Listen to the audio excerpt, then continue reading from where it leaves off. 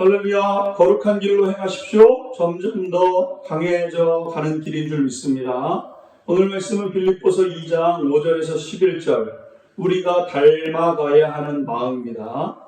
하나님의 은혜는 놀랍고 놀랍습니다. 왜냐하면 가장 비천한 자를 존귀하게 하시기 때문인 것이죠.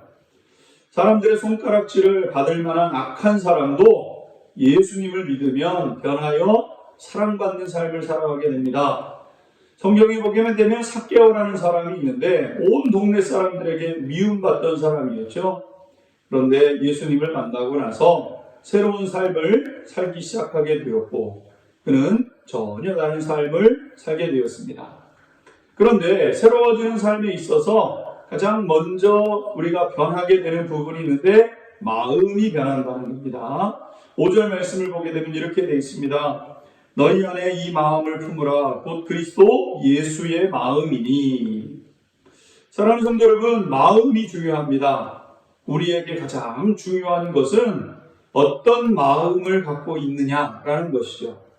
그래서 오늘 말씀을 보게 되면 너희 안에 이 마음을 품으라 이렇게 말씀하고 있습니다. 여러분, 우리가 종종 보게 되면 부부 중에 이웃들이 볼 때는 참 다정다감한 것처럼 보이는 부부가 있습니다. 그런데 가만히 들여다보면 집안에서는 서로 말 한마디 하지 않는 부부도 있기 마련인 것이죠.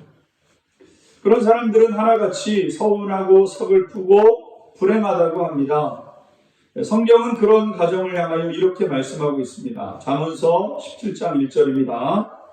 마른 떡 한 조각만 있고도 화목하는 것이 제육이 집에 가득하고도 다투는 것보다 나으니라.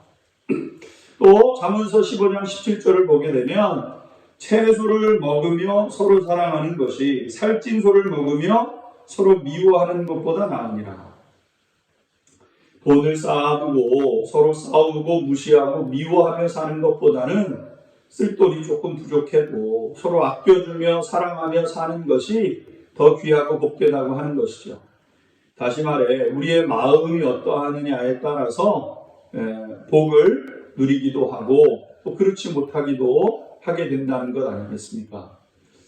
그런데 그 복된 마음을 갖기 위해서 필요한 것이 있는데 바로 예수님의 마음을 알고 예수님의 마음이 내 마음 되는 겁니다. 오늘 본문 말씀을 보게 되면 예수님의 마음 첫 번째는 낮아지는 마음이었습니다. 6절과 7절을 보십시오.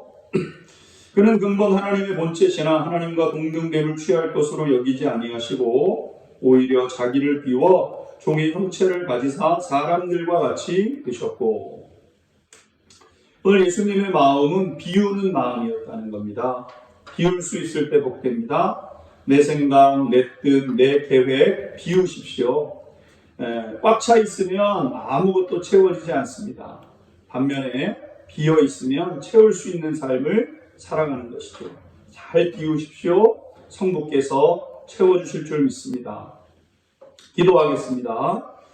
예수님을 닮아가는 마음 되게 하여 주옵소서. 오직 예수님만 닮아가게 도와주세요. 예수님의 이름으로 기도 올립니다. 아멘.